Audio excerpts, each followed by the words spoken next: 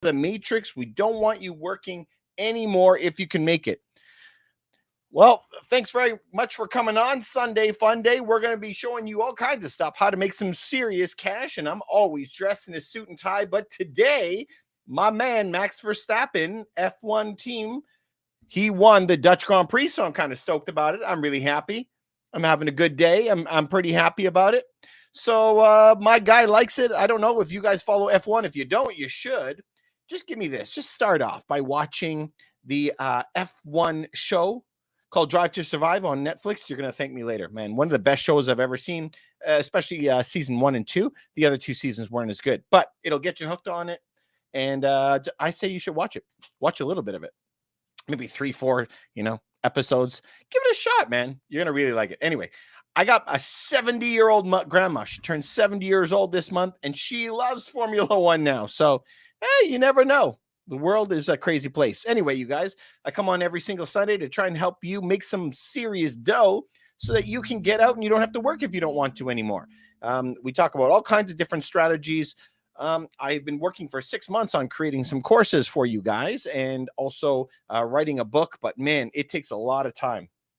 So we're going to be going through some different things today, and I'm going to be talking to you how you can make some serious money. But this is a live show that we're going to be doing today. So give me your questions, and I'm going to be giving you some answers. If we need some extra details, I'll pop it up on the screen behind me, and we'll do it that way. What do we always suggest is how you funnel your money into the different buckets. You always need an opportunity fund. You always need an emergency fund. You also need a gold and silver fund in there. But the keystone to everything is always real estate. It doesn't change. It's been the same way for thousands of years. And regardless of what business you're in, it doesn't matter if you're in the restaurant business, if you're in the real estate business, it doesn't matter what it is. You're going to be putting your money in real estate eventually. I ran into some guys. They were e-commerce guys. These guys were making millions of dollars per year. And guess what? They cannot buy enough ads and grow fast enough. They have to put their money into real estate. Why? Real estate is the most tax-favored asset class in 5,000 years. It's always the same. And so I think that everybody should be piling into it, but it's up to you. It really depends on the country. Obviously, we look at the interest rates that we're having now. Everybody is having a fit. Absolutely, I understand, because interest rates have gone from something that we thought was low, near 1%, and gone up now. But historically, if we go back and check out the interest rates, we're at historically low rates. They are never this low. So you got to ask yourself now, right? Are they low? Do you think they're going to go much higher? Do you think they're going to go lower? Where do you think it's going to go? I got my ideas. I want to know what yours are. Do you think they're going to go any higher? If you think they are going to go higher, just push an arrow up or give me a thumbs up just so that I know. So you guys, we're going to be talking about the same things as we always do. But this is what I have this old bill. Somebody just wrote to me and said, David, this bill is awesome. Let me flip the screen so that you could see a little bit better. I keep showing this bill, and somebody showed me this bill and said, well, David, man, that bill looks like it's really valuable. Like it's really old. But this bill was, let me see if I can get the date there, made in 1928. It's an old bill. Can you see that? 1928. But this bill is so badly worn and creased everywhere that it isn't worth anything. It's worth $1.25 to a collector or something. It's not really worth anything. But why I always keep this, and I always keep this on my desk, is to remind me what this is: a silver certificate, $1 silver. And I always keep that because this is money, but this is currency, and there's a difference. This has a value. But if the government disappeared and poof, out of nowhere, this is now worth jack all. It's enough to make me start a fire. So that's why I want to always remember currency doesn't mean anything. And with so many people, we have to go into hyperboles to get them to understand really what the main issues are. Because what is one of the main issues is inflation, and it also is this rent control. So just imagine in a world that we were going to go extremes, and we always used to have to use extremes to get people to understand that. What happens? What happens if the price of homes go 50% up? Like they did over the past couple of years. If the homes go up 50%, rent should be going up 50%. But then your salary doesn't go up 50. So we just squeeze the population about what they can afford. But at the same time, rent is supposed to go up 50%, but you're capped. Depending on where you are, what city you are, you're capped at 1% or 2% raise. So now you're losing. And so your rent may have had to go from $1,000 to $1,500, but you can't raise it. So you have to protect yourself as well with your investment, right? Because everything else is going up.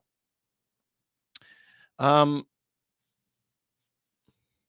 on a second. Let's just jump on here for a second, guys. Who's Talia? Hi. Nice to meet you.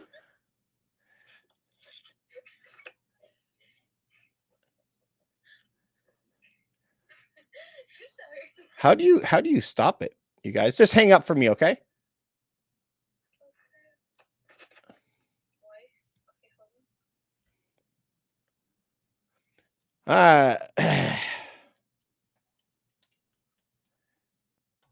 Hey Tony, sorry buddy. Here, it is kids. Kids, man. I thought somebody actually had a serious question. Angie's here. Hi Angie, how are you? What were we talking about? Oh boy, now I got all thrown off. I know how to accept them, but I can't figure out how to hang up on those guys. Where were we? I got thrown off.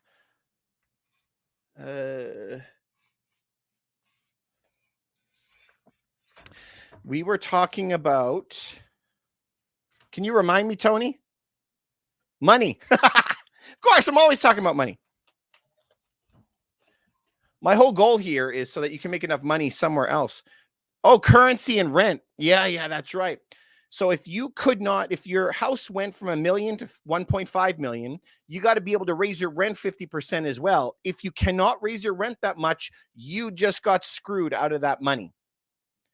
So that's why we buy properties in a diverse portfolio.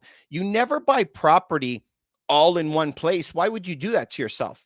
You need probably 3 different markets that you're buying property in, and you need to diversify. Since when have you ever heard anybody buy stocks and tell you buy all of only one stock and never buy anything else? Everyone's going to say you're crazy. You got to diversify yourself in case something happens. So why would you only buy single family homes in Mississauga and that's it and nothing else? All your eggs are in one basket, so you got to kind of go outside. And that's why I always say you have to have a A-class portfolio, a B and a C class. And you also have to buy different classes, meaning condos, maybe a multi-residential place, and having single family homes all in your same portfolio.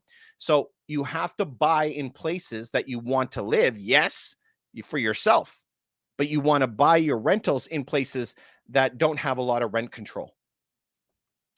Do you buy farmland? No, I do not buy farmland. I don't agree with farmland. But hang on. I got 2 things to tell you about farmland.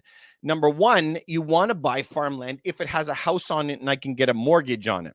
I do not want to buy farmland if I have to pay for it cash. And after I pay for it cash, then what? Then I can't get a mortgage on the thing. The reason that we are always buying with other people's money is because I can use inflation to my advantage. But agricultural stocks are amazing. Agriculture is a great deal too. If you could buy a big chunk of land with a house on it and mortgage the whole thing, I love it. It's great. We actually helped somebody buy in London not too long ago, just outside London. St. Thomas. Do you guys know where St. Thomas is? Anyway, so you know what? Be careful in what you're doing, where you're buying. The prices are going to all prices everywhere are going to be adjusting. This is one of the biggest planned recessions that we've had ever, that I've ever seen. Absolutely crazy. So, you got to make sure that you're not going to lose. That's what I think you should do. So here's the thing. Here is a bar of silver. Okay. I don't know. Let's say that I'm going to use this because I remember my dad buying one of these. My dad bought one of these for $200 back in the 80s or something. Now this is worth $2,500. And you say, well, David, you 12 times your money. That's amazing, or whatever that is. But it still buys the same number of loaves of bread that it did back in the 80s as it did today. So then, did I make any money? No, I didn't. I made money nominally, but that doesn't mean anything. What means something is that it can buy me more stuff. Money means nothing. Money only means what can I buy with it. So when we look at purchase price, the purchasing power is what you got to be looking at. Tony, so you said farmland investment can be sold to a builder in the future. Yes and no, but you can't bank on that. So a lot of places are zoned to be farmland. Okay. So I know that if you're up in Brampton, you saw a lot of farmland going into development. You've seen that out in Oakville and a lot of areas as they got rid of the farms and started building homes out. So if you are in the path of progress, there's a good chance you have to go to a city first to see what their city plans are before you ever buy anything in the path of progress. What do I mean by a path of progress? Say you have city A and you have city B, and there's just one highway in the center. Inevitably, over time, these two cities are going to be filling in the middle, and there'll be more and more homes along that corridor.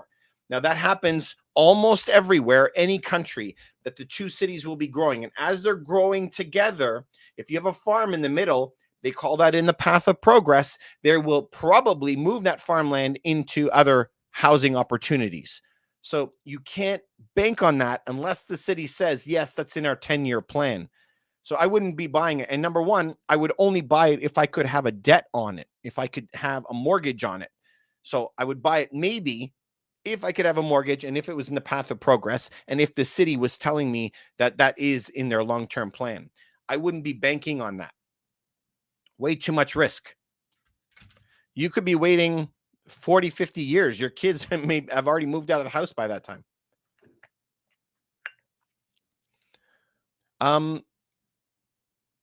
Hopeful Farms, you're in Manitoba. How are you? Good to see you. So can you tell me in Manitoba, what is the deal in Manitoba for how rent? Because I don't work in Manitoba. But what is the rent like for eviction and for rent increases? Could you tell me that? Eviction and rent increases. If you're still there, I'd like to know.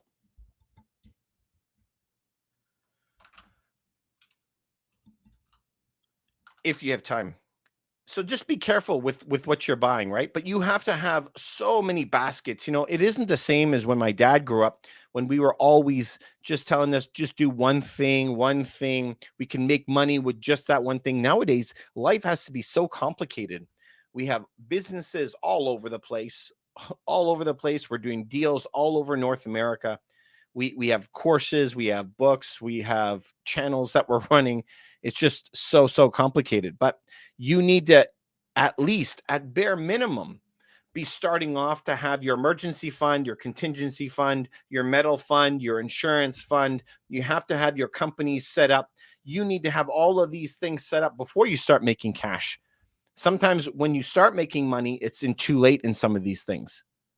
So there's a lot of learning to be done. And this is the problem, is when you're young, you're supposed to have your kids when you're young. You're supposed to start your career when you're young. You're supposed to start your insurance programs when you're young. You're supposed to do all of your education when you're young. And it's a lot. But if you are able to get through that terrible period where you're learning it all in one shot, you're going to do better off. Tony, your question is Bank of Canada's interesting rate. Otis, how are you, man? You left some good messages for me. Thank you very much for that. The Bank of Canada is raising its interest rates. And what does that mean now? There is a rule in real estate. For every 1% the interest rate goes up, your house loses 10%. So, all of the analysts that are out there saying the Bank of Canada is going to be raising rates 0.75, 1, or 1.25. Okay, so how much does your house lose? If you're $1 million home and the rates go up 0.75, that means you'll lose $75,000 off the price of your home. If the rate goes up 1%, it means you're going to lose $100,000 off the price of your home. If it goes at 1.25, you're going to lose $125,000 off the price of your home. Now, that immediately hits. This is not a slow process. A slow burn will take months to hit.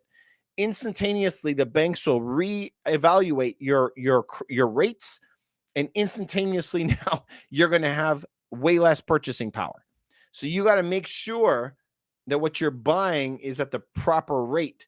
And so what are the likelihood that they're going to be raising that rate? We don't live in a world of a lot of what ifs. Canada is way over 90%. We follow the United States in whatever they do. So when the United States raises their interest rate, 6 weeks later, Canada does the same thing.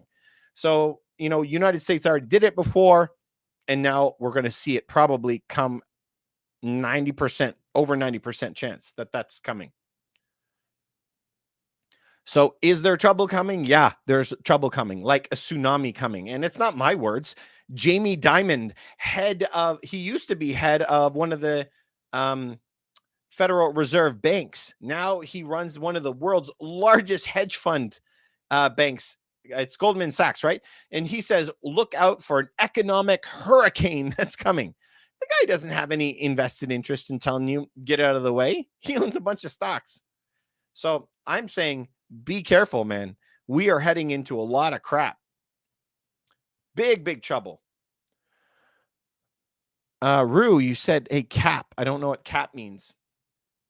So we're heading into a lot of trouble. I mean, like mega trouble. So, I watch around. I don't try to watch too much TikTok or anything like that. But all of these guys on the internet are saying now is the best time to buy. September is always a pop in the market. It drives me crazy because yes, every September is a pop in the market because everyone goes on vacation, get their kids in school, then they go buy for September, October, and the beginning part of November.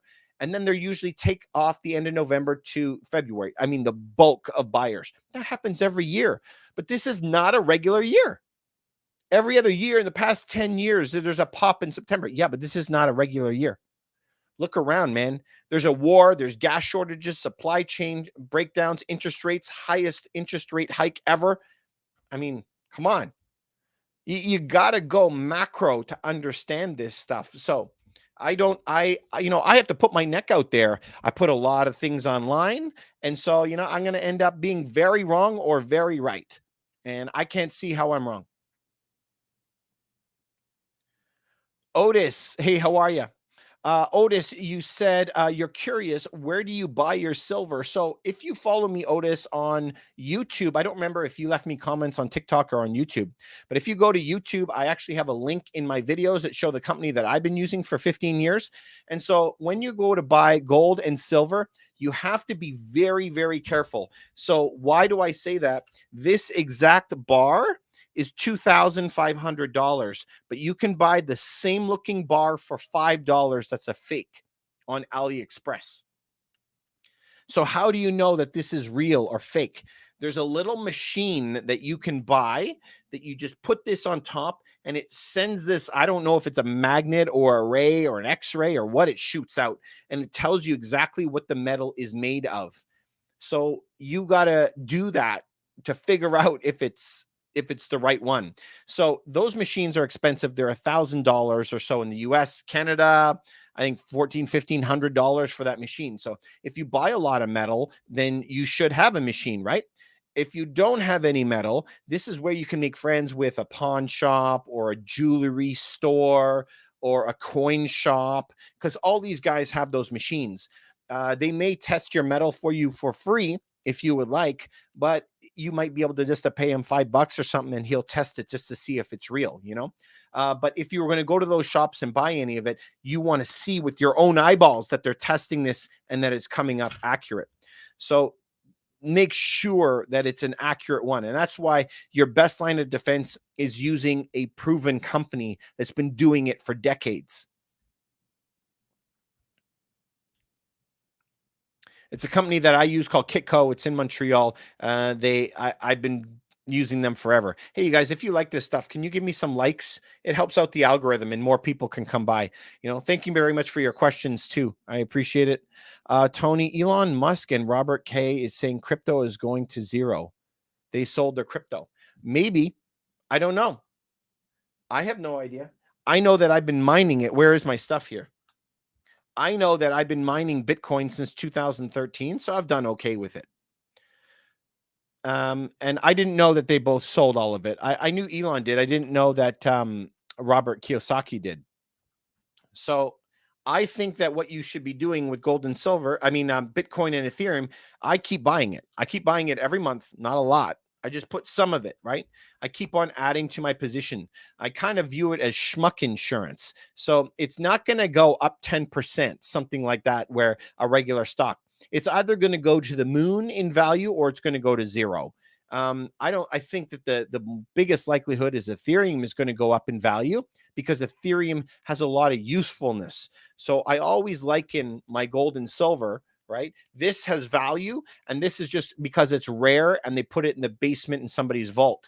Silver is actually used day to day when they are building EV cars and when they're doing electronics and all this other stuff. So you need to have silver in your account.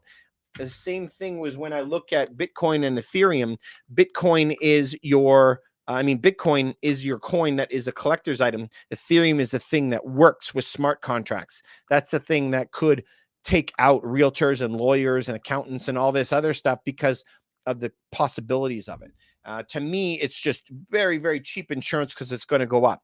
The world basically splits itself on two tax systems, taxing you based on your income or taxing you based on usage, one of the two ways. So if you are in a country that taxes you based on income, they're probably going to ban all Bitcoin and Ethereum. They're going to come out with their central bank digital currencies for themselves, and they're going to go down that road and ban the others.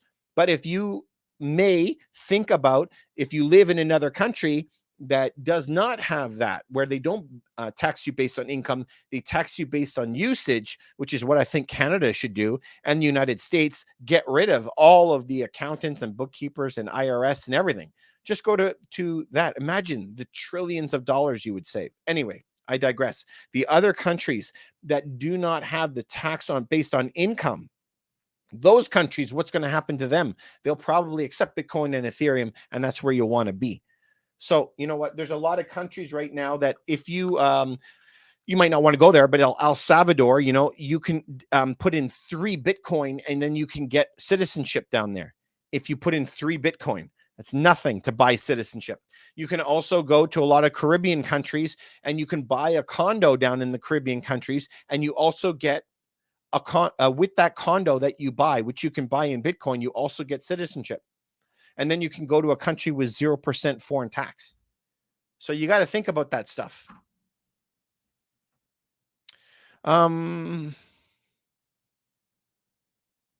Otis, you said you sell scrap to a guy for going market rate.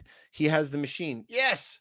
See, that guy right there, if he has that machine, he's going to be testing every single coin, dropping it on, boop, boop, boop, boop, telling if it's real or not. So you got to take that machine and see if it's real. And if it's real, then you could buy it from him. I'm glad that you know somebody with that one. There is some home ways of testing if it is silver. How do they do it? You put an ice cube on it and see if it's real, or you measure the size of it, the whole size, the very precise caliper, and then weigh it, because these metals conduct electricity so well because they're the most dense, and there isn't anything more dense than gold. So where I've seen a lot of the fakes is that if you measure the distance on this one bar, it'll be different. It'll be thicker on the fake ones because you can't fake that. So if you have this piece of gold here, measure it exactly, but you would have to cut it out of the packaging. But that's up to you. It depends on where you buy it. The silver, right? This should weigh around 3.1 kilos. I think if my memory serves me right, it's very, very, very heavy.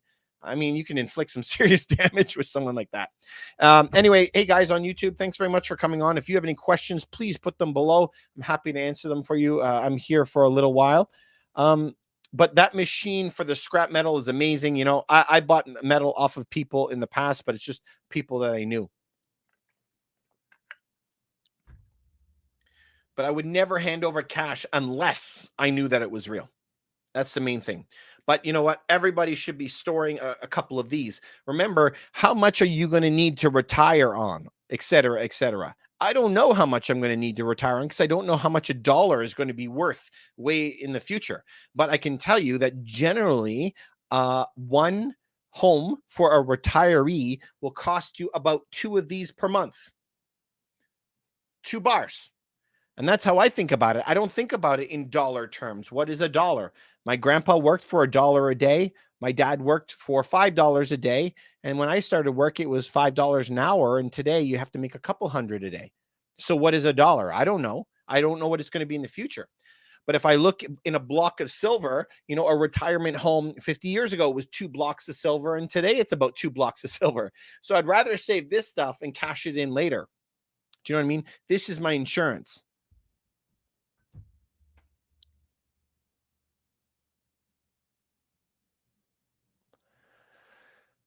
Yeah, Otis, this is a good point. You said you can get a beaker with a spout, fill it with water, drop in the gold, compared the weight to volume.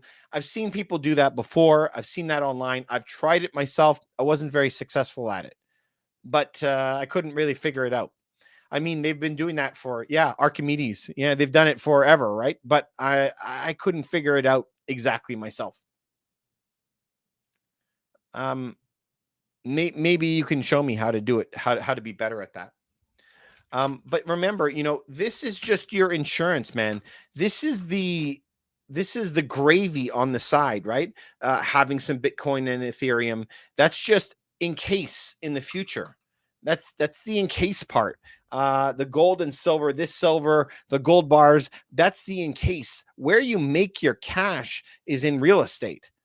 That's where you make all your money. Remember, we make it through appreciation, depreciation, cash flow, through your loans, your value adds. You know, that those are all the streams of income that come in. Otis, you said you need a special beaker and a jewelry scale. Yeah, I don't have those.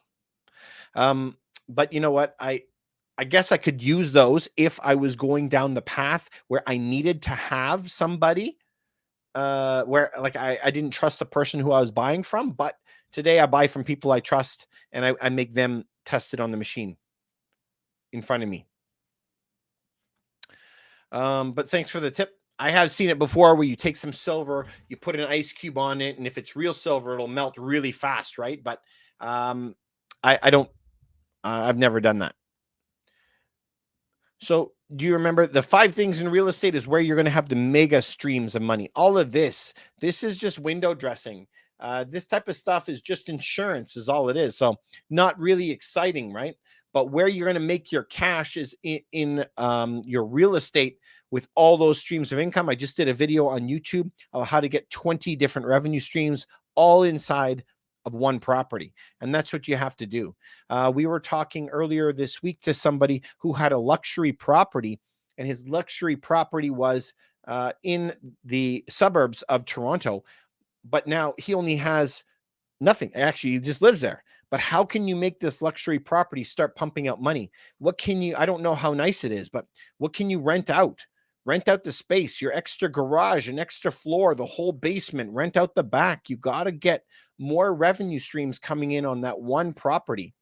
Maybe go and apply for some green grant and fill your roof or your property with solar panels. I don't care what you do. You just got to get some other cash coming in some other way.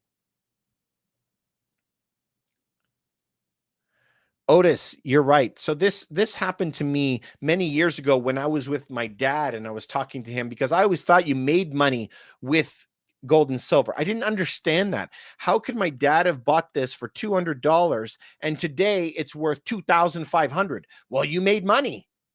But you see, the hard concept for you, that's easy to understand even though you're young.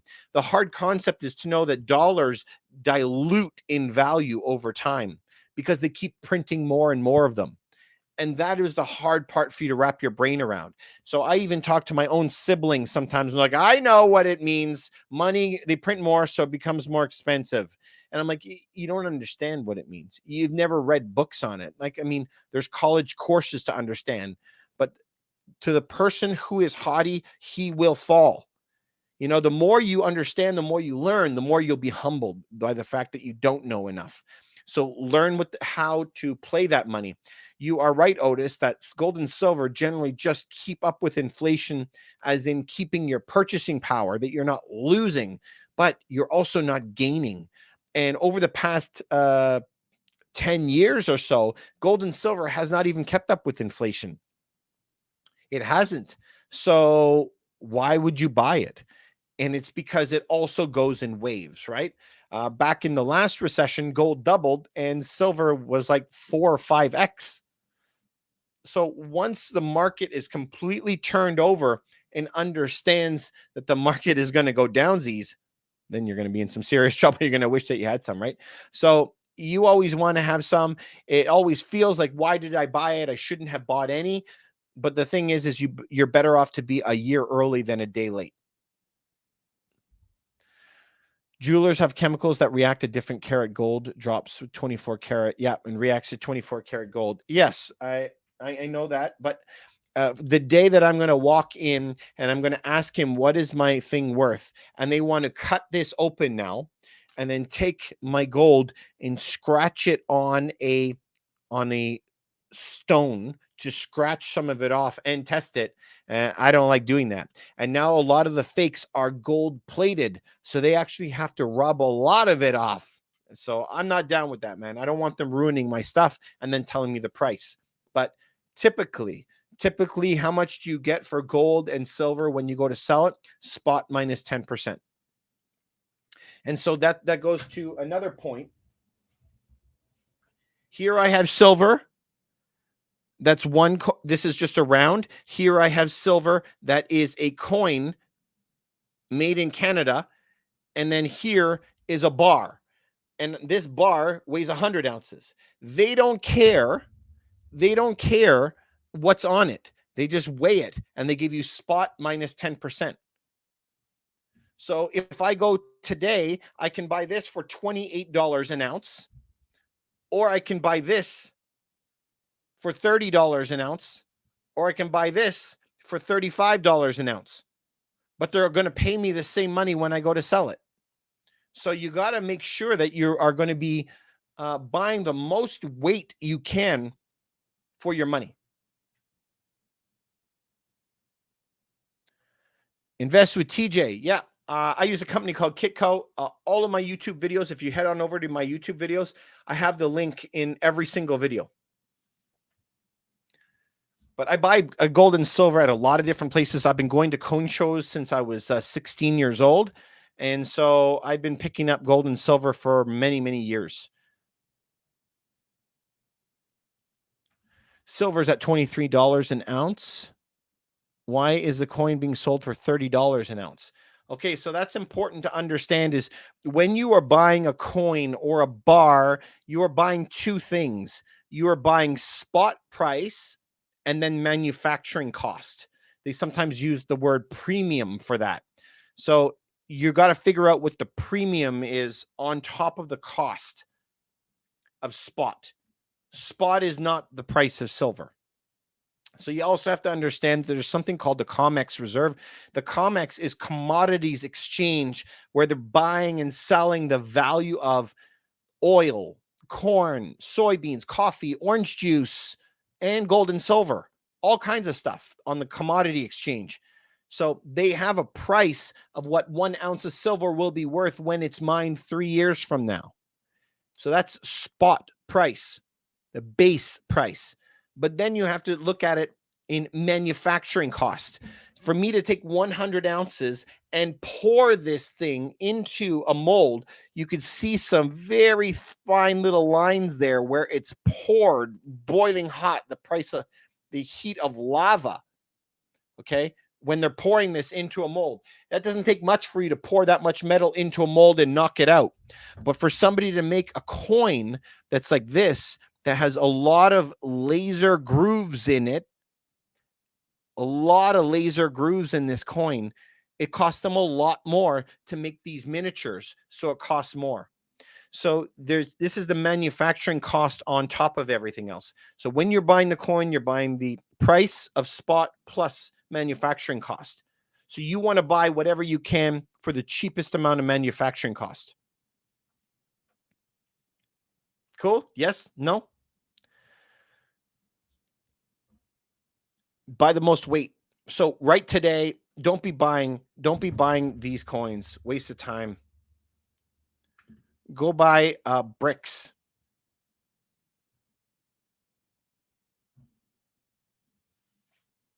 Bricks, big weight. That's what you need. If not, just start with this. Go buy these 1 ounce rounds. You can buy these for I don't even know anymore, $35 or something like that. Maybe 33 in Canada. Just buy a round. It's a non-federal mint. You're better off.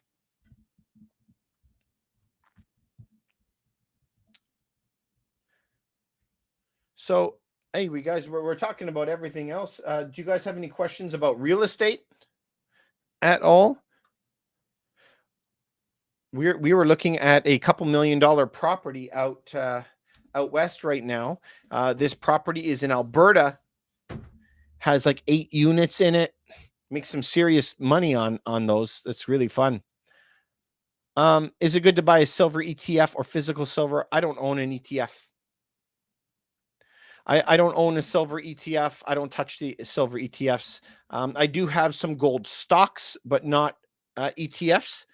I buy physical silver. Remember, this is an insurance product for me. I just buy this for insurance. I actually was doing a gold and silver course. I was filming it a week ago or so. It takes a while for all the editors and everything to go through it all. I just still had this at home. You got to keep these not at your house. These all have to go into a safe. Never keep these in your home.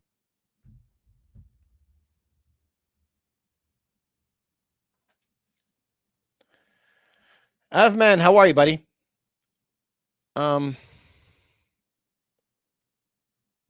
Oh, yeah, man. Yeah, you got the day. You spent the day getting the house ready for the market. Woof. It is a big job, man. It's massively overwhelming. But I could tell you, it's amazing if you do it. All right. So if you're getting the house ready, you got to declutter more than you actually think that you would. This is what you're going for. You're going for high-end hotel. That's what I always think about.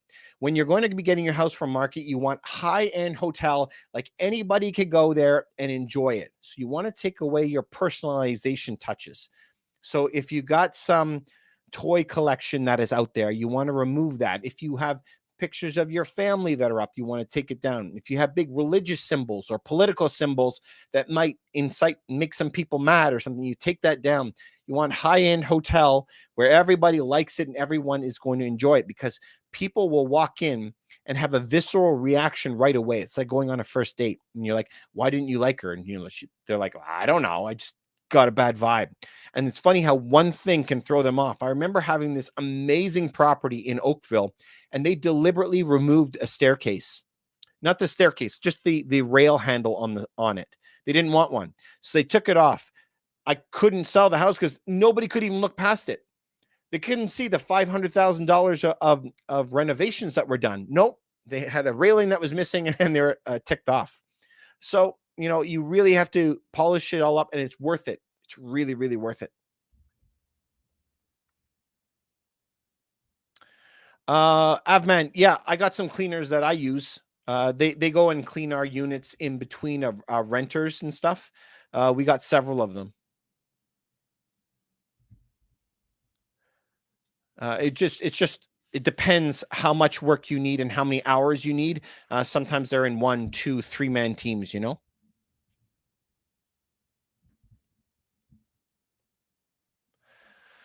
Invest with TJ. The eightplex that I'm looking at for investors or JV. Who's JV? But no, the eightplex I was looking for is for me. It's an eightplex, but it's 8 townhouses all in a row. Bang, bang, bang, bang, bang, bang. A row of townhouses that cover half of the block. Oh, joint venture. Yeah. No, No, no, I don't do any joint ventures. I do everything for myself.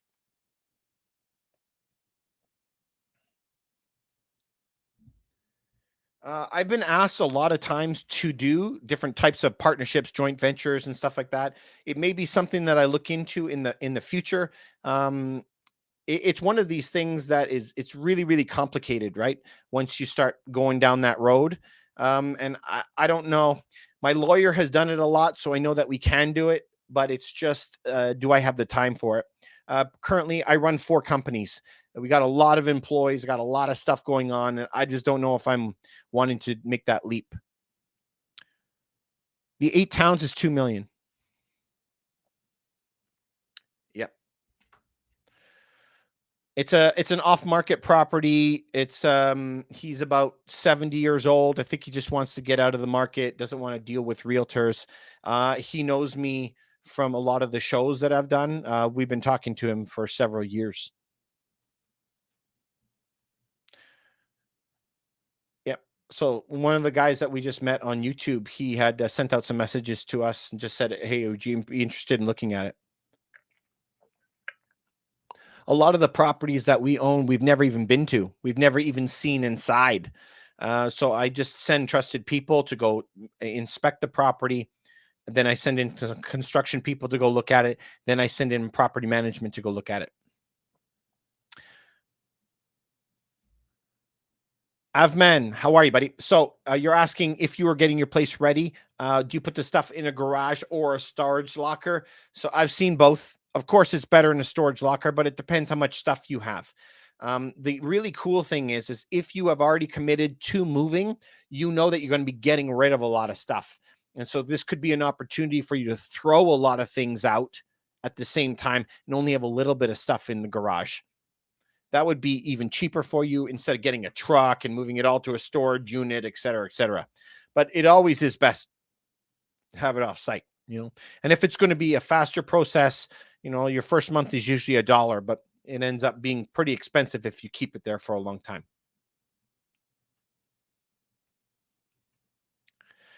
Invest with TJ. So, TJ, as you know, I'm a real estate broker in Toronto. So, I can do all of Ontario, but I cannot do in Calgary as your realtor.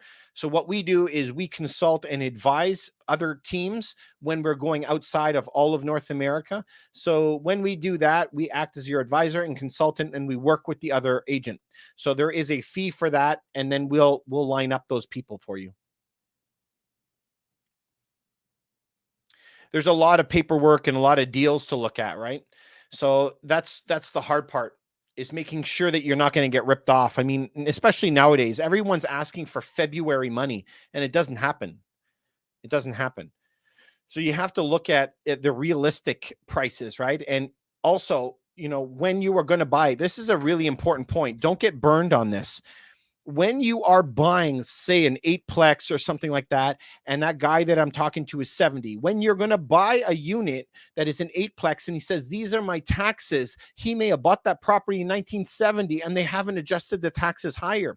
As soon as you sell a property, it triggers a reassessment and they can pull the contract and then your taxes go to the moon. So if you didn't have a big enough amount of cash flow coming in or you didn't catch that, all of a sudden you thought you were going to make property money on it. Your taxes go to the moon and now you're underwater. Be careful, man. That's really tough. I've seen that far too many times, man. I'm an old guy. I've been burned. I remember my one of my first deals that happened to me. The property had been condemned and there was no taxes on the property.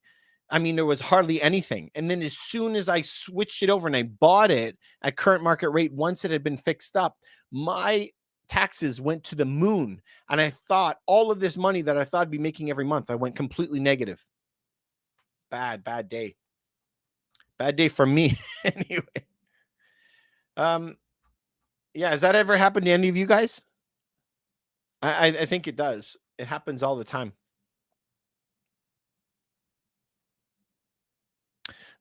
Otis, you said agreed. Had a place with taxes tripled after purchase, 4,000 to 12,000. Case in point. Crazy, right? Man, it can ruin you. Invest with TJ. Yeah, if you want to reach out with me with help on purchasing properties, you can send me a message here if you like. You can go to my YouTube channel. You can contact me through my YouTube channel, or you can go to my website, which is also the same name, roughteamrealty.com.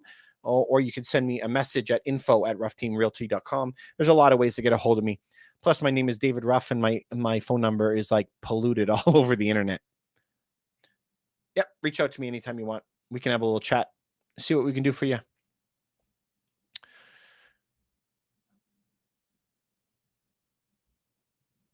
Sound good, TJ? Yes, sir. Well, real estate is a tricky world, you guys, and it's really tough. I don't know. It doesn't really matter what business that you're in. Hey, you're welcome, TJ. Doesn't really matter what business you're in, guys. Do you know what? I'm going to bore you. Okay.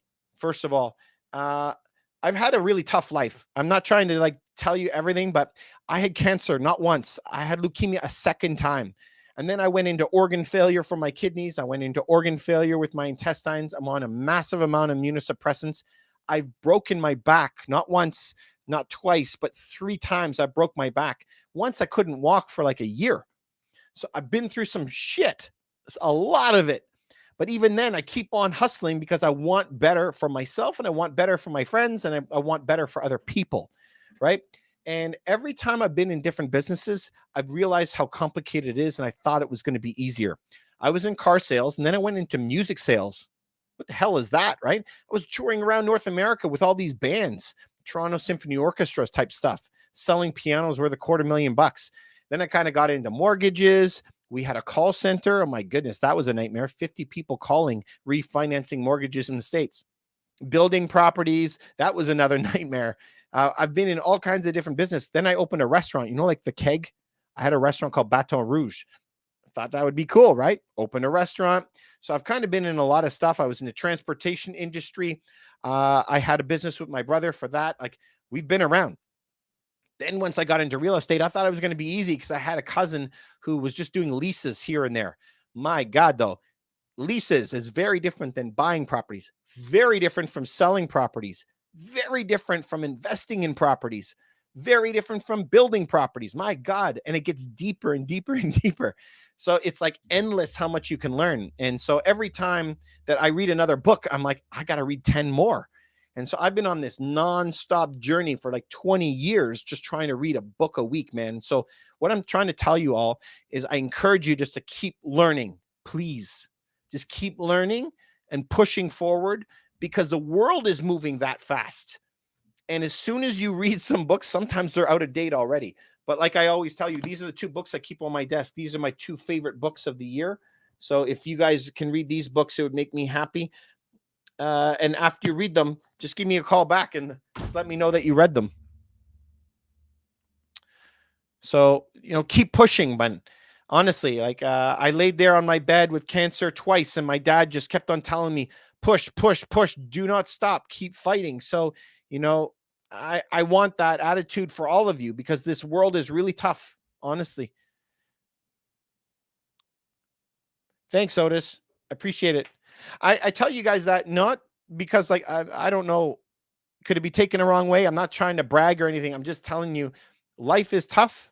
Just keep pushing at it. What is the other option? Just lay there, and take it. And I'm not going to take it very easily.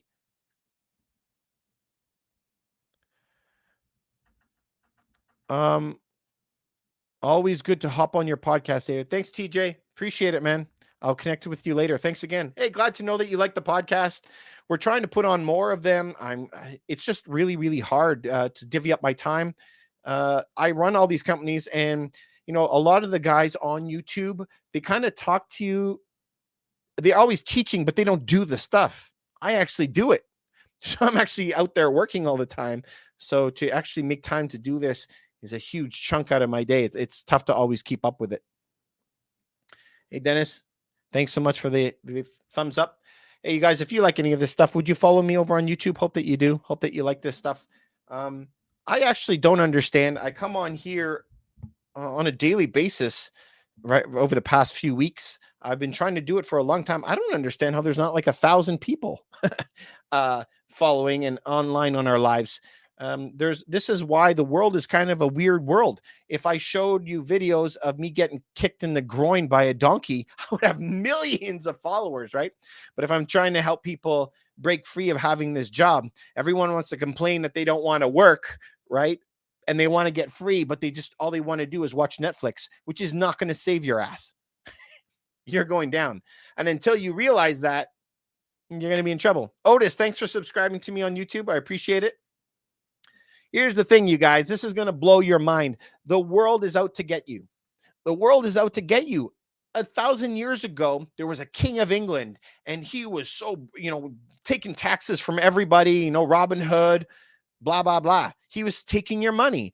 And then they had all this system of lords of the land, and all the peasants had to pay money to them, right? A different system. But when that system was around, they revolted. That's why we call ourselves landlords now. But then if you come to now it's a capitalist system, and we all think that we have choice, but it's designed so it keeps on taking money away from the poor and middle class and funnel it up to the top. It's just the system changes, but really the mechanics don't. Just the name changes. So you got to figure out, if the cost of houses and food and everything spike 50% and your wage stays the same, you lost 50%. You got to understand that. So the system is made for you to lose. Unless you understand the system, you will never break free. That's just how it is. So I've spent 20 years of my life always trying to break free of the matrix. I don't want to answer to people anymore. I'm tired of it. So that's why my wife and I now, we have like 15 streams of income or something like that. That's what you need. And so every single day, most people got to work 8 to 4 or something like that. And then what do you have off? You have 4 to midnight off, and you have your weekends off. That is the time that you got to use to kill it. Spend 90 days, work all of your evenings, work your weekends in 90 days, and you have 90 days to have another income stream, and just obsess over it. I don't care what it is. Start creating books or coloring books or write books or whatever you want. Start selling it online, getting another stream of income coming in 90 days. If you do that in a year, now you have 4 more streams of income coming in, and then just hire somebody to maintain it. You need to have other streams coming in that is not this stupid exchange of time for money. That's a retarded system. Hey, Dennis. You give me a wise words. Thanks, man. I get really fired up about it, man, because I feel that I was lied to all my life. Nobody helped me break free of this system. Everybody just told me how to be a good little worker. And I'm tired of just being this drone bee for the system. You know what I mean? We went to school and we didn't want to go, and we're told we have to go, and the bell rings. I go sit at my desk and I have to do my homework, and you shut your mouth and just do your homework. Bell rings. I go for break for 10 minutes and come back. Do your homework. Shut up. And like, this is how the whole working system through the industrial age started, right? Where the bell goes and you show up at your work and you do your mindless, faceless work over and over again. I don't want to be that guy. I want to live my life. I wasn't put on this earth just to work on a assembly line. That's not what I want to do. Anyway, if you do, all the more power to you. My main goal, I just want you to do what you want to do.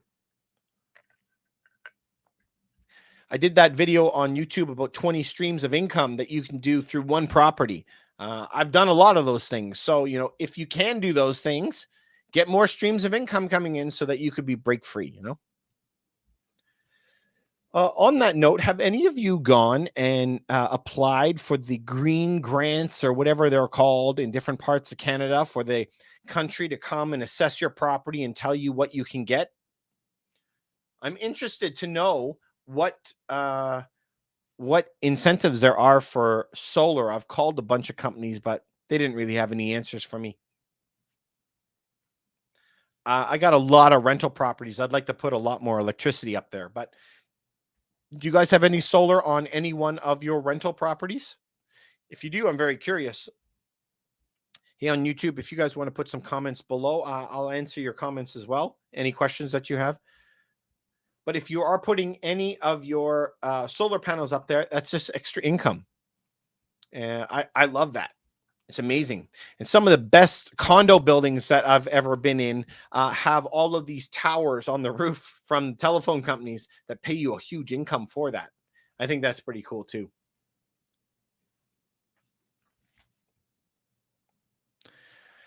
If you guys weren't here before, I'm wearing this because I love Max Verstappen.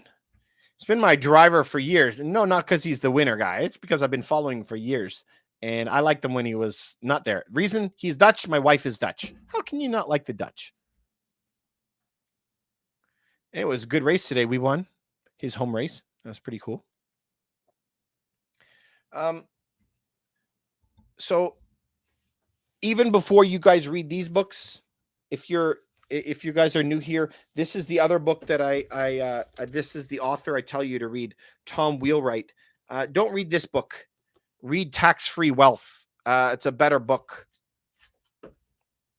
Tax-Free Wealth. It kind of wraps your brain around how real estate works a little bit better. It doesn't matter that he's American. It works in Canada just as well. It doesn't matter. Like the numbers, this are different, right?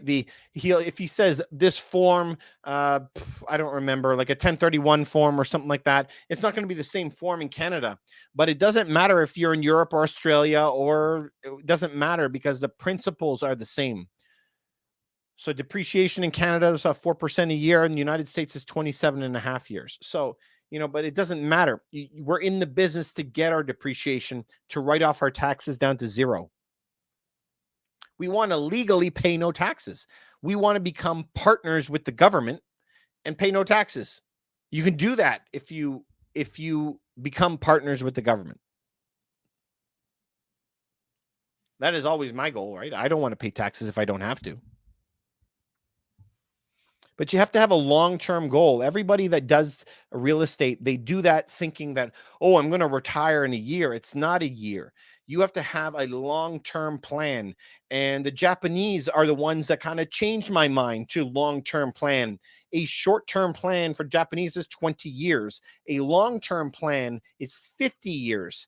They have companies that are 1,000 years old. There's hundreds and hundreds of companies that are over 100 years old. So how do they do that? By having long-term plans.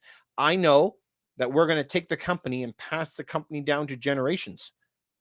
So I'm building something that's going to last hundreds of years. So I have a different take on it. So I don't care if I don't make a couple extra dollars today, if I can have generational wealth built on the other side. Dennis, thanks very much for coming by. If you like any of this stuff, please like it, and please follow me on YouTube, please. Dennis, thanks so much for coming by. We really appreciate it. I try and come on every day between 7 and 8 p.m., somewhere in that realm, and answer questions as long as they're here, and then I'll head out. It's Sunday night tonight. I have no contracts to write tonight. Oh, my goodness, kind of crazy. Oh, you do, Dennis. I love you, bro. Thanks so much. Have a great day. Thanks for coming by. Yeah, so I don't have any contracts to write tonight. Man, almost every single night we're writing something. So many contracts, and this is why you need to have assistance. I could never do it all. Thank goodness for our group, man. Having Alexis and Glenn and Tessa and Ray. I mean, without them, I'd be finished.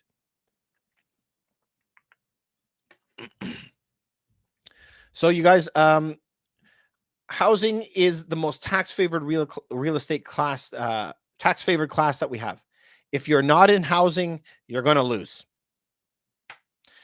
The only other way that you can make this work if you're not in housing is if you are in an incredibly protected, like, moat around your company, where you have something that is defensible, like a patent or something. You have a lot of cash coming in, and it's a high growth company. It's the only way to do it. But most people don't have that. And even if you do, you're going to get knocked off. And if you get knocked off, then you need lawyers to do it and deal with that. So you're going to end up going into real estate, no matter what. Even if you have an e-com business and you're making millions of dollars, like I told you, those guys, they had to get into real estate to preserve themselves.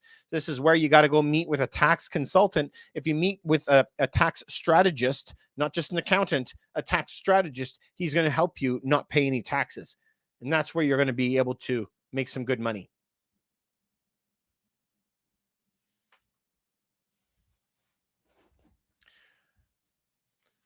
All right, you guys. Well, this has been fun. Thanks very much for coming on. Do you guys, this is going to be our last call. I'm going to get running, but do you have any questions that I can help you with in the meantime? Or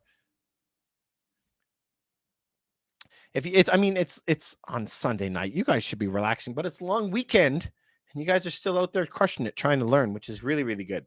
I'm always trying to do that too myself. I just got it in me because I hate the man always messing with us all the time. Thanks for the likes, you guys. Really appreciate it. Um, we are going live on YouTube as well. So if you ever want to go on YouTube, you're more than welcome to do that at the same time. But not too many questions tonight, which is good. Please remember, your largest money coming in isn't going to be in real estate. We do that through loans, value adds, appreciation, depreciation, cash flow, and principal paydown. If you can have all of those streams working well together, you're going to do a lot better. Insta Miley, how are you? You're a kid, you're trying to learn. How old are you? My number one advice for you is to start reading books. If you're a kid, and that's what you're calling yourself, if you're a kid or you're young, you're gonna just devote yourself to learning forever, and you're never going to really turn it off. And I try to read one book a week, so try to read one book a week. But don't just read it to learn it. Read it and apply it. Read it and apply it. If you don't apply it, it wasn't worth reading. So put it into more knowledge. But how old are you? First book you should read probably is Robert Kiyosaki, Rich Dad, Poor Dad. Read Rich Dad, Poor Dad first, and then start going down that hole. Understanding what the difference between money and currency is. You know what? Most people walking around today are 50 and 60 years old, and they still have no idea what the difference of money and currency is.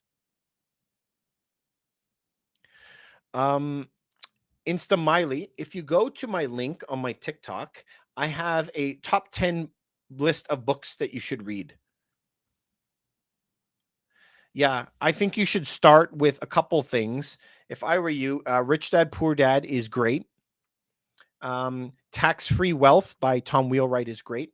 Atomic Habits is a really good book as well. And just start off by understanding what those differences are. But I do have a list on my link. If you click the link under my TikTok, there's something that's in there as my top reads, and it's 10 books I think everybody should read. And the faster you read it, the better off you're going to be. Miley, if you are there, or Otis, Tony, if you guys got kids, you got to get your kids to get credit cards when you're 16.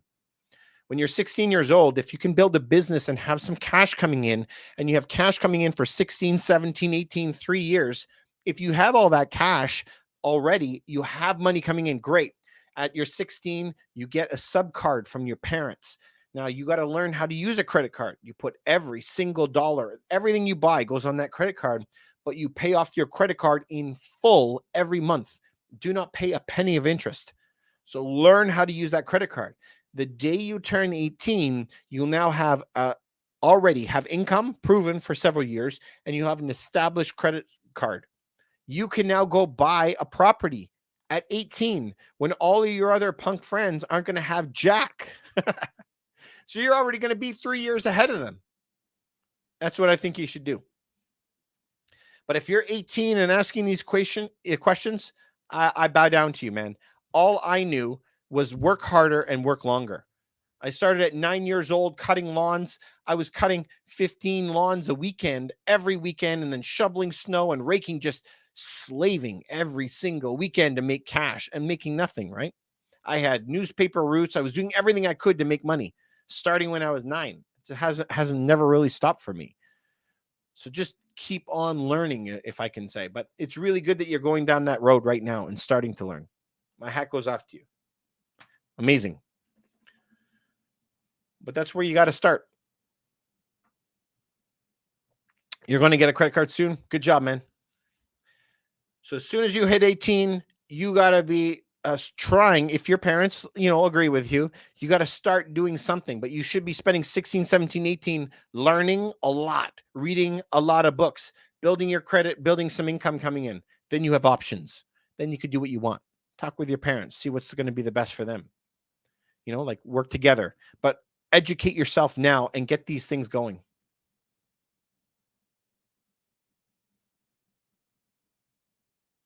Exactly, Otis, man. That is, couldn't have said it better myself. You worked hard too, because that's all we knew. I still work hard, but I try to work smarter as well at the same time. I'm 43 years old. I don't know a time that I've only ever had one job. And then I've had a lot of businesses in my life. And so I have been working 70, 80-hour weeks my whole life. So I don't know another way. But I know that when I decide that I'm out, I can go out, whereas a lot of people won't have that option. Miley, you're investing in silver already? Damn, you're way ahead of everybody. So, yeah, you see this? These are silver coins. This is a round here. This is a silver dollar. Don't buy the silver dollar right now. Buy rounds. These things are 33 bucks. This is going to be 40, and they're worth the same weight. So don't buy federal coins. Only buy rounds, okay? The cheapest round you can buy. Get the most weight for the cheapest price. As you keep getting older, and as you keep learning more stuff, then you can start buying like bigger bricks of silver. This stuff is a lot cheaper per ounce, but that's for later. Just start getting a couple of these, just some rounds. Awesome, man. I like it. Otis, Tony, do you guys have silver? If you have some silver, man, you're way ahead of the game. YouTube, if you guys have silver, this is the type of silver that I like. I like buying bricks 100. This is from the Royal Canadian Mint. This is 100 ounces. These are cheaper, right, per ounce. But if you're going to buy ounces, buy this. Now, a lot of people who do stack gold and silver, they kind of think Armageddon's going to come, end of the world, government collapses everywhere. And so if there is a government collapse, I do think that this 1 ounce coins are very easy to barter with, right? Like if I was going to go buy some milk and eggs off of a farmer and currency wasn't worth anything anymore, then they're going to take this and exchange it for that. Okay. What can I do for this? They're going to have to give me a car. Like I can't chunk off a piece of it to give it to them. Right. But remember, everyone is talking about the reserve currency changing. The king of the economy right now is the US. It has been for a long, long time, especially after the Second World War and the Bretton Woods Agreement was signed. So what happens the last time that a reserve currency dropped? Well, that was England. This is the coin from England from a zillion years ago. This is a British sovereign. So these coins were worth something 100 years ago. And that was the last time that there was a reserve currency. But guess what? They're not number one in the world now. Now they're like number 7 or something like that. Okay. So the US is not going to go to 0, but it might get knocked down a couple numbers on the list of the world. So, like I don't necessarily, I do have quite a few of these as well, but I feel comfortable buying these bricks because I don't believe that the world is going to go into complete anarchy, finito, every government finished. I don't think that's going to happen. But you know what? That's why I have a little bit of both.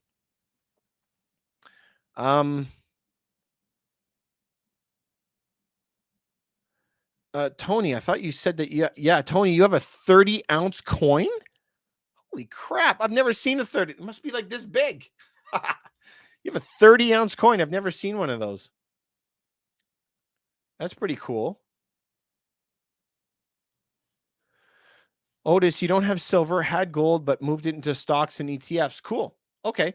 But guess what? Right now, silver is at like a crazy cheap price. Bananas. So, like, if we look, we can't exactly compare silver and gold to 100 years ago. The prices have changed over time, but generally over the 20 years, it's normally 70. So, like, not quite as big as this, 70 ounces of silver to 1 ounce of gold. 70 to 1. So if it goes off kilter, okay, so imagine it was like 50 to 1. Well, then I know gold is undervalued, so I buy more gold. But if it goes the other way and silver goes up to 80 to 1 or 90 to 1, then I go, no, silver's really cheap and I buy that more. So I was just checking, I think it was last week, This was 95 ounces for 1 ounce of gold. Crazy. It's only hit that like 3 times in history or something like that. So for me, silver right now, if I had to buy anything that was really cheap and I was just going to put it in a locker and throw away the key for 10 years, I would be buying silver. Awesome. I love silver. Hey, you guys on YouTube, if you have anything that you wanted to add, just throw it in below. I'll see if I can answer you guys. But I encourage you to try and get some silver. It'd be fun. We will have larger problems. Hey, Teresa, how are you, man? Can you let me know what you mean by that? What do you mean that we're going to have larger problems? I believe that we are, by the way. I absolutely think that we're going to be having problems, but I want to know what problems you think that you're seeing. Oh, Tony, good job. You have a 30 pieces of coin equal to 30 ounces. Oh, okay. So you have 30 of these or something like that. Cool. Yeah. I think you should get a few more. Or Tony, I know that you've been buying and selling houses forever. Go buy some of these 100 ounces. Get a couple of these, stack them away. I have a friend of mine. He just bought a house and he found some safes that were like 100 years old, 150-year-old safes. So he called in a locksmith to change the codes on them. And he got into the safes. It's like those old dials that you see in a movie twisting. And he's been saying that he wants to get some silver and some gold to put in the safes. I think it's a cool idea. He would never be able to get it out of his house. I think they built the house around the safes. He couldn't get it out anymore. So why not? And they're really cool. Old patina on it with gold little paint on it. Really cool stuff. I wish I had it. Teresa, you said, why not buy a precious metal fund and let the money managers manage? That's just the thing. If you're investing in gold and silver, it's about control. And I want control of my money. I don't trust all the banks with all my money. The same thing is if you go to Royal Bank of Canada or the Scotia Bank, I don't know what country you're in, but if you go there, you can now go buy a gold certificate. So you're going to walk out of there and they're going to give you a piece of paper. And on that paper, it'll say, I owe Teresa 1 ounce of gold. Okay. And they give you this little piece of paper and you walk out with it. It doesn't mean that they have one. It just means they're supposed to provide one to you in the future. And the government, depends on where you live, they will say you can, for every 1 ounce that they actually have in their possession, they're able to now give out the number 100 different pieces of paper to other people. So you may never get that money out of it. And I want to have more control myself. Oh yeah, you work at the bank. Yes, of course you're Jay. Of course, you're always gonna have a bias toward what you do in your life, right? So you got to do what works for you at the end of the day. And for me, I know that the financial system is on shaky ground, right? And so I want to have only a little bit of money in that realm. So, you got to have some stocks and ETFs. You also have to have some real estate. You have to have some crypto. You have to have some gold and silver physical, and have a lot of it outside of the massive system, in addition to having an opportunity fund, an emergency fund. And now, though I'm saying have an emergency fund, have an opportunity fund, what does that mean? Does it mean that you have to have your emergency fund full of dollars that are diluting? Couldn't emergency fund mean that you have commodities in your emergency fund, like a backup of water and foodstuffs and your cleaning products and your medicine? Could that be an emergency fund? They always say have 6 months saved up, but does it mean that you can only have it in dollars, or does it mean that you could have 6 months of money in gold, or could it mean that you can have 6 months in cans of tuna? That's an emergency fund too. An opportunity fund is a fund that you're going to take advantage of an opportunity, but what has to be in there doesn't mean it has to be dollars, right? So you just got to do something that you're comfortable doing. One thing that I know for sure is that a dollar, since its inception, where is my dollar that I had laying around here? a dollar, I think, is lost 96% of its value in the past 100 years. I'm not okay with that. And I know that in the past 2 years, inflation has went bananas, like 15% a year. So I'm losing 15% per year. So I know I do not want to be in dollars. It's always a race to get rid of your dollars. I don't want to have dollars. So you got to spend all your cash out. The trick is to spend your cash out in things that are going to be throwing cash back at you or save you on cash a lot in the future.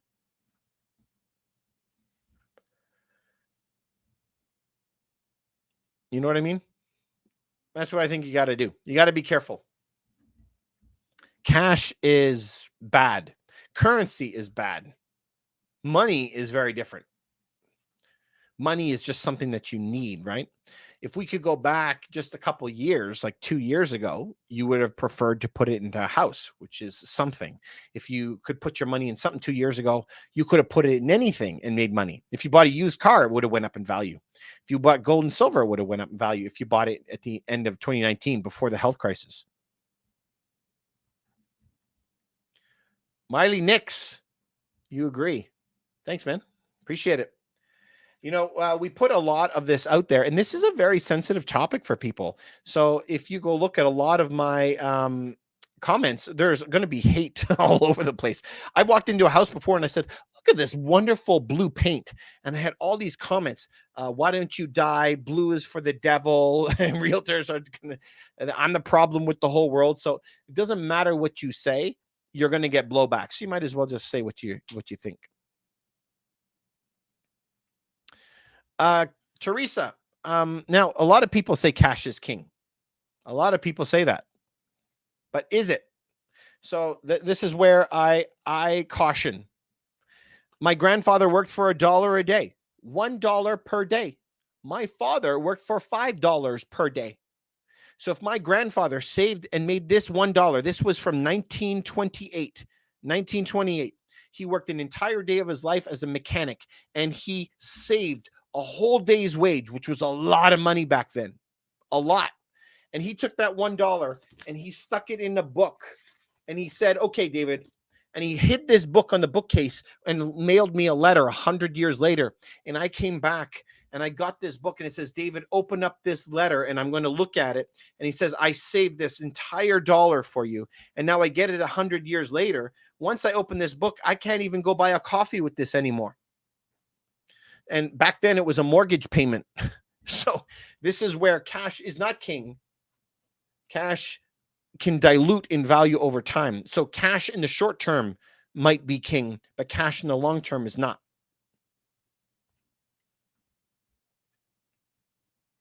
Right. But you know what? If we're just going to use that, I'm not saying just buy gold and silver. By the way, I'm never saying that, right? I always say you should have 10, 15% in metals. You know, it really depends on your whole structure and your portfolio.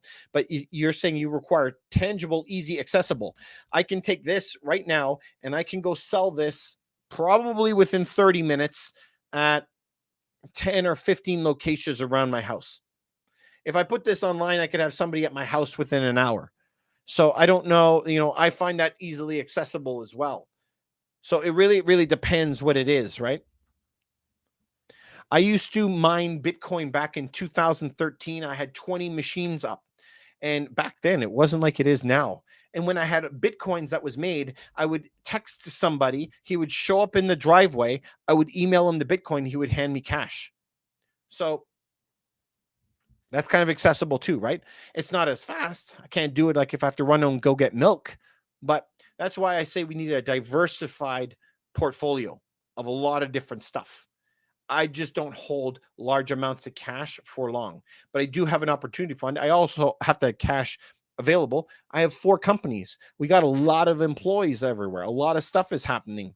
And that all runs on dollars. So we have to make sure that we have dollars there to pay for things. So we do have it, but that's not where we put our savings. Miley, because you told me that you're 16 years old, I actually don't think that at 16 years old, you can buy Bitcoin and buy Ethereum at your age. I think you have to be 18 to open an account in order to do it. You have to give your either passport or your driver's license to do it. So I wouldn't push that far, right? I always tell people I've been mining Bitcoin since 2013. Here, I do always say have some Bitcoin, Ethereum, but how much? How much? At your age, I normally tell people 1, 2, 3%. So, if you had $100 in savings, that means you would buy $1 of Bitcoin. So it's probably not worth it at this point. You know what I mean? I only use this as a small percentage of what I have.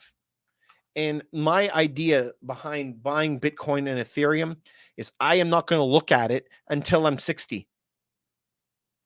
I have it set up on my account that I'm putting X amount of dollars. You could choose by week, by month. I was just talking to somebody last week that he was putting in, I think, $20 a month or something like that. Every month he puts $10 in Bitcoin, $10 in Ethereum. And if he never makes any money on it, he's fine. But his point is when I'm retired, I'm going to look at it and hopefully it's going to be worth millions. You know what I mean? But at that point too, what is $1 million? Because $1 million today buys a really nice house in Toronto. But if you go to a place like Japan that has been printing money like crazy since the 90s, you have to make $1 million a month just to survive. So $1 million doesn't mean anything anymore. So it really depends how much money they've printed.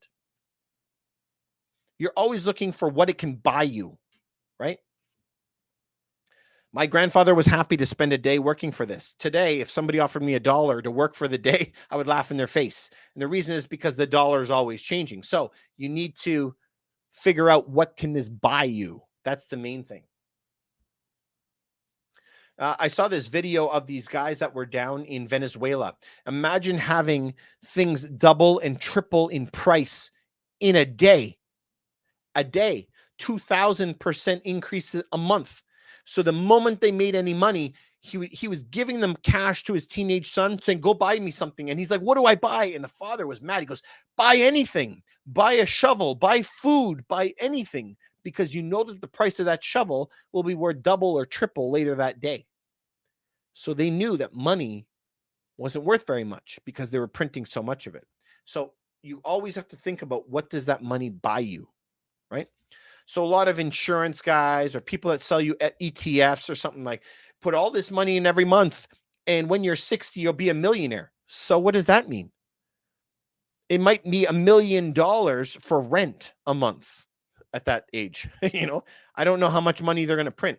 So you always have to look at it from purchasing power, not from the nominal value, not the number. So if I told you that you could buy a car for $2,700, you'd go, oh my God, that is cheap. Is it? Because when my grandfather bought a car for $2,700, it was a luxury car, top of the line back in the 1950. So it really depends when, the time, and the dollars at that time. So if you do that fast forward, it's a whole other category, right? Right now in Toronto, the average home is 1.2 million. But I can guarantee you in 30 years, it's probably going to be 5 million. Who knows? So that's what you have to look at. Lots of stuff. Miley, if you like any of my stuff, I know that you're new here. You just follow me here at Ruff Team Realty. I'm on YouTube as well. I put a lot of long extended versions of stuff on YouTube. Follow me there, please. I would really appreciate it. Thanks for all your likes here tonight on YouTube too. You haven't given me any questions tonight. It's all been on TikTok today. But thanks very much for coming by as well. Hey, Miley, you did. Thank you very much. I appreciate it. I wish you guys the very, very best. Listen, if you ever have any questions, if I come offline and you're like, oh, damn it, I wish I asked David that, send me a message here. Send me a message on YouTube. Send me a message to my email, whatever you want. On Instagram, doesn't matter. Through the podcast, you can link it there. And if there's something I can do to help you, I'm happy to try and answer it for you. So that's it. This is kind of my last call. I'm going to be jumping off now. Thanks so much for coming by. Thanks for supporting me. And I hope that I gave you some value. If I give you any value, just follow me, subscribe to me. Please tell your friends. If you know anyone who would like this type of stuff, likes learning, likes making some money and breaking free of the stupid rat race and the matrix that we live in, this is the place to come. Anyway, guys, thanks so much for coming by tonight. I really appreciate it. Miley, welcome. Hope that you continue your learning process. Remember to read those books that I suggested to you. Click on that link in my bio and see it, my top 10. All right, YouTube, thanks very much for coming by. TikTok, thanks for coming by tonight. Really appreciate it. Have a great night. Keep crushing it.